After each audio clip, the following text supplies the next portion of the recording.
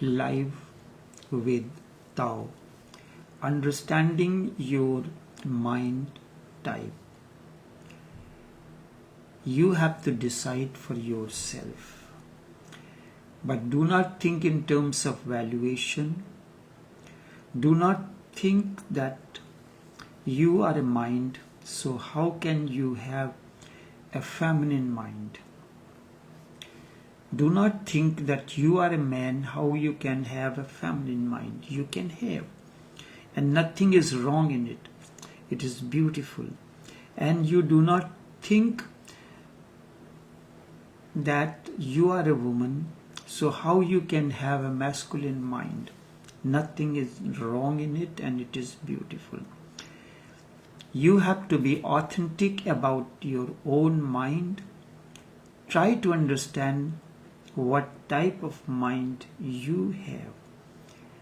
And once you have known your mind type, you can follow the path that is for you.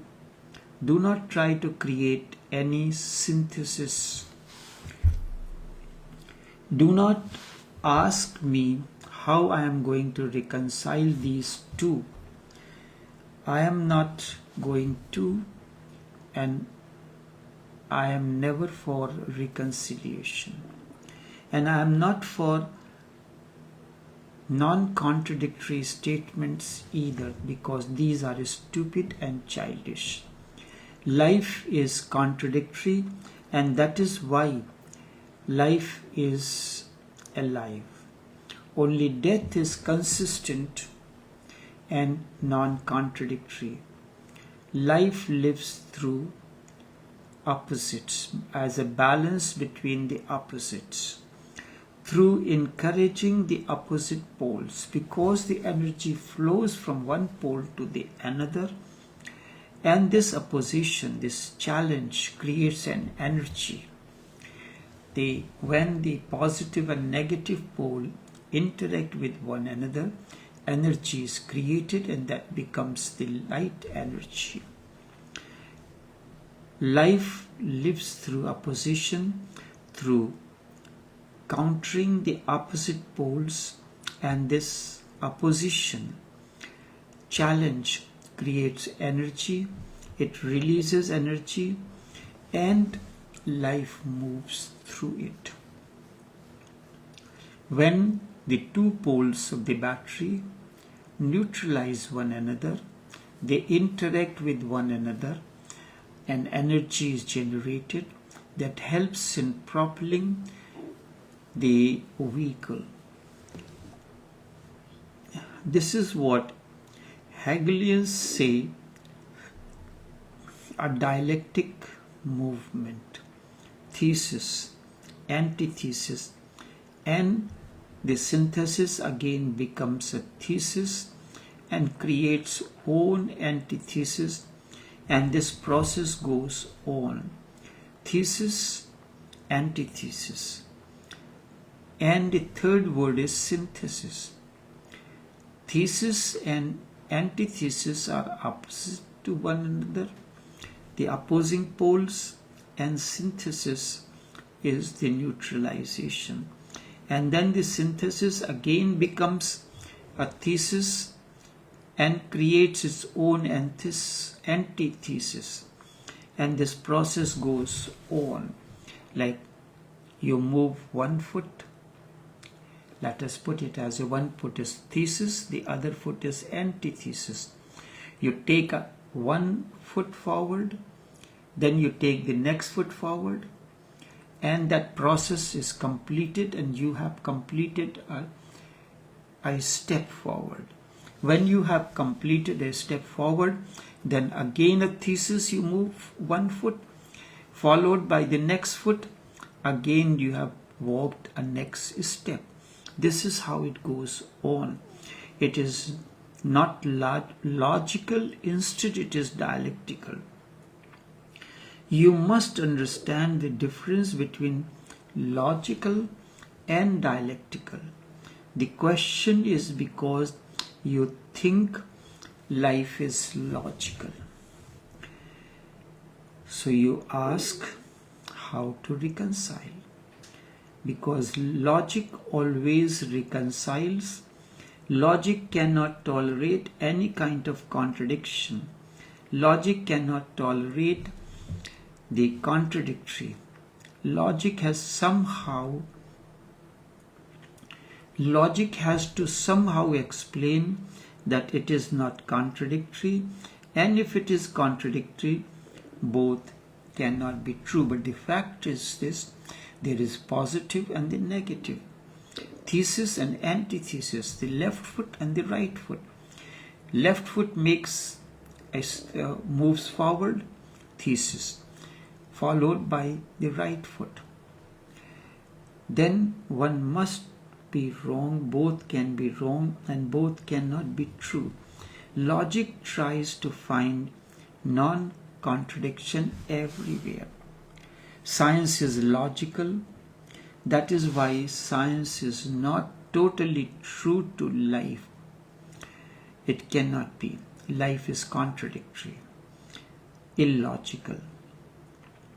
One moment you say, I am hungry. Next moment you say, I am not hungry. It is not logical. It is illogical. If you say you are hungry, when you say you are hungry, you need to eat something. And when you have finished eating, you say, I am not hungry. So, few minutes before you said, I am thirsty, I am hungry. Now you are saying you are not. This is illogical. Science cannot accept this. Science is logical. If it says something, it stays. That is why science is not totally true to life, and it cannot be. Life is contradiction, illogical. It works through opposites. How do you walk? Through the opposites, left foot and the right foot. Interaction between left foot and the right foot. You take a left foot forward, this is thesis. You take after you have taken the left foot forward, it is followed by the right foot forward. So two opposite legs, feet, left and the right. And when these two have made one cycle or completed one circle, this is synthesis. And that synthesis is a walk, one step forward. Then again the same process continues. Again the left foot moves forward, followed by the right foot, and next step is completed. So thesis, antithesis and synthesis, this is how the life goes on. Life is contradictory, walking is contradictory, is a balance between balance between right and the left foot. It cannot be otherwise. Life is contradictory, illogical, and it cannot be otherwise. It works through opposites, and it is not afraid of opposites. It uses the opposites. The walking uses the left and right foot, which are opposite to one another, in order to move forward. The opposites are only and appear opposites. Deep down, they work together like the head and tail. Deep down, both are connected to one reality.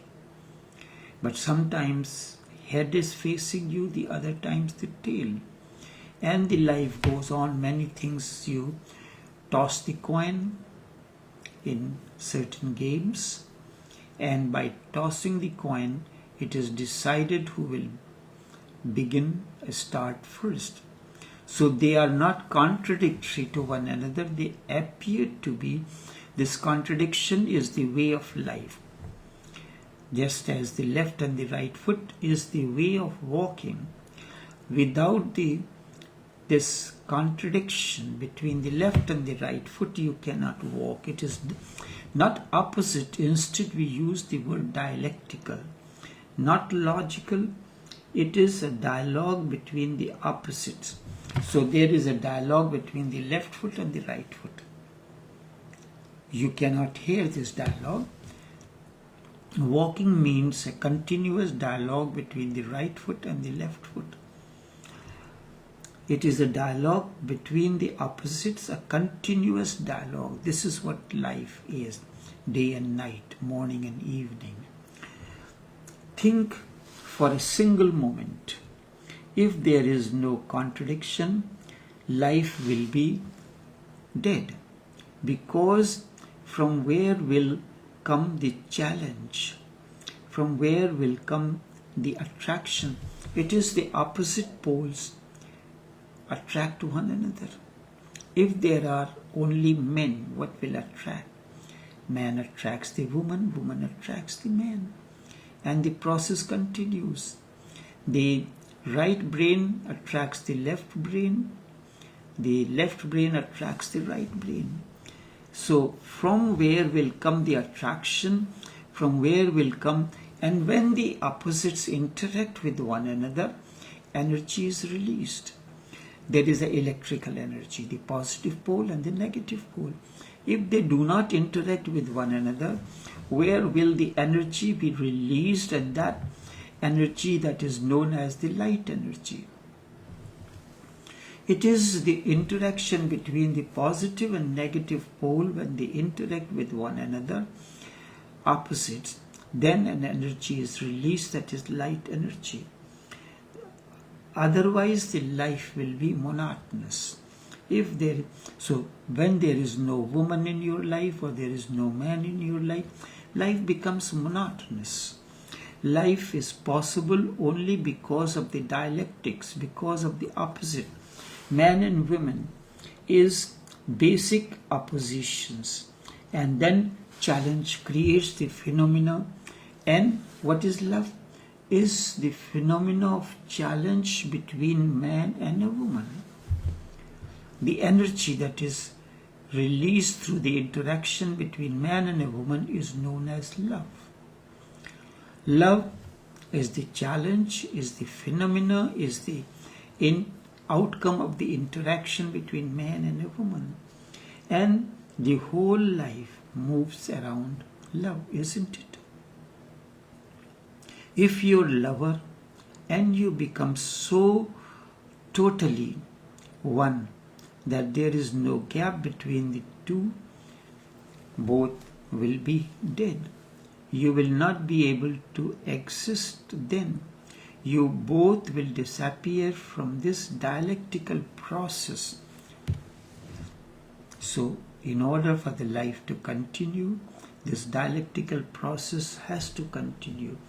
You can only exist in this life if oneness is never total, and you have moved away again and again to come near. That is why lovers fight. That fight creates dialectics, and then whole day the fight continues. They will go far away from each other, and they will become enemies. This means they have now come to be really polar opposites. They have moved as far as possible. The lovers starts thinking how to kill the woman, and the woman starts thinking how to kill the man. They have moved to the very farthest corner possible, and then again in the evening they are making love. I am talking about how the life goes on. Life is dialectical, and they are far away, so far away. Then attraction comes. You are attracted to the food. Then the attraction is lost. You go far away from the food. Having fulfilled, you do not want to see any amount of food. Again they look from such a far away point and they feel attracted. You have eaten, you have gone far away from the food, then again food attracts you. Then they have become simply man and woman again, not lovers. Then they are man and woman strangers. They will fall in love again. They will come near, and a point will come when they will become one for a single moment, and that will be their happiness, their joy. That is how the life goes on. But the moment they have become one, the process to go away starts once again. In the very moment when the wife and husbands are one, if they can be a witness to it, they will see they have started being separate again. The very moment peak comes, the process starts to be different, to be separate, to be opposite. This goes on, moving again and again. You come near and go far away, but we are not a witness to it. When you are attracted to a woman or a man, so you come close to one another, a process begins. Then you move away from one another. This is the way the life goes on, dialectical. One moment you are attracted to a man, to a woman, then you come close, and after that, some time, that separation again begins.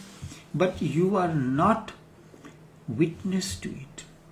The moment you become a witness to it, life moves in a totally different manner. This is what I mean. Life creates energy through polarities. Without polarities, life cannot exist. That is why at times people say, the life is just so-so, because I don't have anyone. I don't have a man, I don't have a woman. So there is no life. If two lovers really become one, they disappear from life. They disappear from life. This disappearance from life means liberation. They will have no rebirth again. That does not mean that they will not live together. They will live together, but in a liberated way. There will be no life in future. If two lovers can become so totally one, their love has become the deepest meditation possible. Their act of love making has become the deepest love making.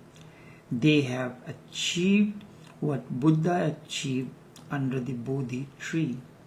They have achieved what Jesus achieved on the cross. They have achieved non-duality. Now they cannot exist. How this can be explained further? Man attracts the woman, woman attracts the man. We are both come close to one another. as they come close to one another, the process of love making or love begins. They interact with one another. Out of that, an energy is created, a physical body. Through that interaction, happiness comes. Happiness may assume the form of a new life. A conception may happen. Maybe you feel happy, and then the process of separation again begins. You move away. So this process of coming close and moving farther continues, and this is what life is. So in the process of love making, we are always separate, because the energy is created by polarities. Without polarities, there can be no life. If during the moments, the purpose of life coming together is to get that amount of satiation, that amount of fulfillment, that you become liberated. You attain freedom from the bodily movement between the interaction between man and a woman. When the wife and husband are one, they are together. They are in the state of love making. And when they can become a witness to it, they have started being separate again. The very moment of peak comes, and the process starts to be different, to be separate, to be opposite, and this goes on again and again. If the two lovers, they enter into the act of love making so deeply that the two bodies become one, two breathings become one, they have dissolved into one another. The woman dissolves in the man, man dissolves in the woman. Then lovers really become one, and they disappear from life, from the body. They are dissolved into one another without using the vehicle of body to dissolve into one another. They are liberated really. They will have no rebirth again. There will only rebirth will be if that be necessary for the process of transformation, or some work has to be completed or continued through your life. Then they are liberated really. They will have no rebirth again. There will be no life in future. Life means the interaction between the opposites. Life means dialectics, interaction between the opposites. When you have reached, you use your feet, the dialectics of the feet, to move forward. You take a left foot forward, thesis, then the right foot moves forward, antithesis. As a synthesis, one step forward you reach. This process continues until you reach the destination. And when you reach the destination, this process of thesis, antithesis, and synthesis stops. You do not walk anymore. The purpose of love making, or the interaction between man and woman, to attain the inner state of bliss or happiness or oneness, inner oneness. When that happens, then there is no need. There is no need. Only if you think that through your interaction you can create something new. Something new. And a process or something, a new device, a new method. So what is Vigyan Bhairav Tantra? Vigyan Bhairav Tantra is interaction between Shiva and Parvati. Both have attained to that state of liberation from the body, liberation from the dialectics. They don't need to interact with one another, but they interact with one another because through their interaction something else evolves. 112 techniques of meditation evolved, and that has helped the humanity to transform various techniques of meditation. 112 techniques of meditation evolved through the interaction between Shiva and Devi.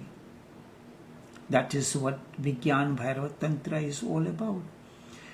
Until then, until this state is reached, you are interacting. The interaction between you and your spouse is for your own fulfillment. Now that you have fulfilled, you do not need to interact. You are free from the body. You don't need. Then if you continue, it is for the benefit of the humanity. It is to create a new circumstance, a new meditation technique, that if you are involved in your own body mechanism, lost in that, then that state you will not be a witness. How many times when you are in a state of love making and you are so awake that you can see what it is happening at that moment in you, and at the same time you may see what is happening in you, but you are not able to know or witness what is happening in your spouse. Have you ever observed? Because during the act of love making you are only concerned about your fulfillment. At the moment you may have at the back of the thought that the fulfillment of the other as well. But when you can be a witness to your own happening, what is happening within you, and also at the same time in the spouse, then you attain the freedom. And after that, whatever interaction you are doing is to create the meditation techniques which will help the others. So whenever you are using any technique of Vigyan Bhairav Tantra, there are different techniques for the different purposes. Recently, a meditation was uploaded, Life, Love and Light. After that, someone has mentioned that it has helped him to overcome the state of anxiety. There was tremendous anxiety, but the content and the whole setup of this meditation helped him to overcome anxiety. So you are using your own vehicle to create a situation that will help the other. This is what I mean. Life creates energy through polarities. Without polarities, life cannot exist. And when through that polarity you have attained to the freedom or liberation, there is no need for rebirth or going into the action again. There is no life in future. The two lovers become totally one. Then their love has become the deepest meditation possible. Have you ever experienced that love has become the deepest meditation possible? They have achieved, and the moment love is dialectics, interaction between the opposites. When love becomes deepest possible meditation, you have achieved what Buddha achieved under the Bodhi tree, or what Jesus have achieved on the cross, or they have achieved non-duality. Now they cannot exist as a man or a woman. Instead, they are total. They are half man, half woman. They are both together. This is why this state is experienced or explained by the Ardhanarishwar, the form of Shiva, when it's half man, half woman. There is a similar statue of Buddha in Japan, where one side, when you look at it, is a feminine side, the other is masculine side. You are a balance between masculine and feminine. When love deepens, sometimes you experience the inner, and that is what the inner balance is, between your masculine and the feminine, between the woman and the man inside. It is the union between the inner man and inner woman. You are not dialectical. You are not illogical.